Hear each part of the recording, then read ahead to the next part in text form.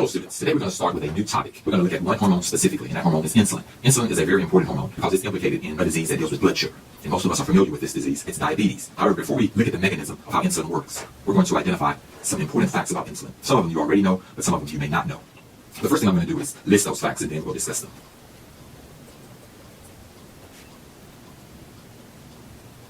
Shown here are some of the important facts about insulin. Number one, most people are familiar with this one. Insulin lowers your blood sugar. When we eat food, our blood sugar level increases. The body secretes insulin, and insulin takes that sugar and puts it into the tissue, and this lowers our blood sugar. Most people are familiar with this aspect of insulin. Number two, insulin is a very powerful growth hormone. Insulin is probably the most potent growth hormone that we have in our body. Most people are unfamiliar with that. Insulin leads to fat storage, and it also leads to muscle and bone growth. And so you want to think about it like this. When you eat food, you're going to have a lot of sugar in your blood. When insulin is secreted, it's in essence telling the body, let's use the food that we've eaten. Let's metabolize that food, and any other food reserves we may have like fat or amino acids, let's store those. Number three, insulin utilizes a very unique signal transduction pathway. In the past, we've had a hormone. That hormone binds to a receptor. That receptor activates a G protein. That G protein activates an effector protein. That effector protein creates a second messenger. And that second messenger leads to the activation of some kinase. And that kinase continues the signal transduction pathway. However, with insulin, 3 or 4 of these steps are combined in one protein. The insulin hormone binds to the insulin receptor. That receptor has a hormone binding region, and it also has a kinase region. And both of these are the same protein. And so with insulin, that one protein covers for about 4 proteins or 4 steps that may have been used in a previous signal transduction pathway. And so this leads to a very rapid response and makes the insulin signaling pathway unique from the ones we've looked at so far. And number 4 is insulin causes type 1 diabetes. There are 3 types of diabetes that we will explore in later lectures. However, insulin only causes one of these, and that's type 1 diabetes. Insulin is involved indirectly with type 2, but not at all in the third type, diabetes insipidus. And so we'll look at those in later lectures. And so now that we know these important facts about insulin, let's talk about what insulin does and its mechanism of action. As I mentioned earlier, when we eat food, our blood glucose level increases. And so we're going to indicate that here. So we've indicated here what happens after we eat food.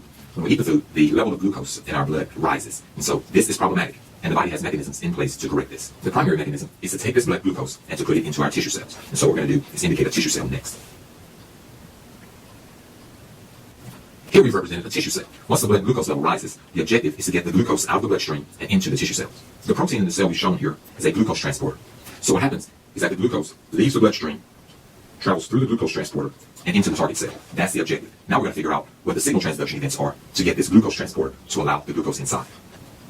Initially, the glucose transporter is closed. And so while the glucose transporter is closed, the glucose cannot enter the target cell. There are mechanisms in place to open the glucose transporter to allow the glucose to leave the bloodstream and enter the target cell. This mechanism involves insulin. So let's next show how insulin is formed.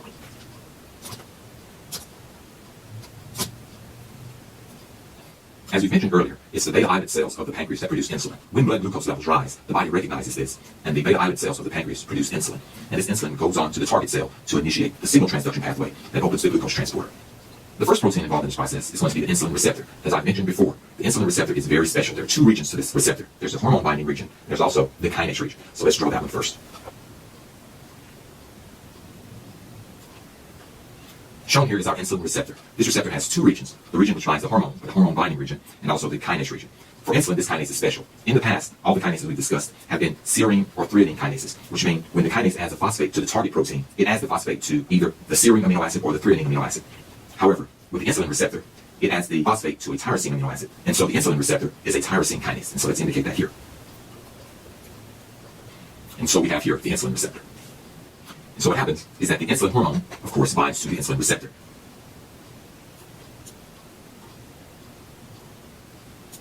So when the insulin hormone binds to the insulin receptor, a signal is passed through the hormone binding region to the tyrosine kinase region. And once the signaling event gets to the tyrosine kinase region, it continues the signal transduction events. And these signal transduction events lead to the opening of the glucose transporter.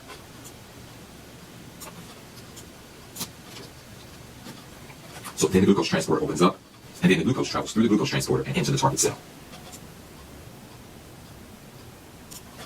And this is how insulin causes a lowering of blood glucose level. And that is the essence of the signaling event involving insulin. Let's indicate a few more items here. Let's go back. An increase in blood glucose level is known as hyperglycemia. The glucose transporter. Let's identify this one here. Let's bring our facts back. And so shown here is our complete mechanism of the action of the hormone insulin. And that concludes this lecture. I hope that you've learned a lot.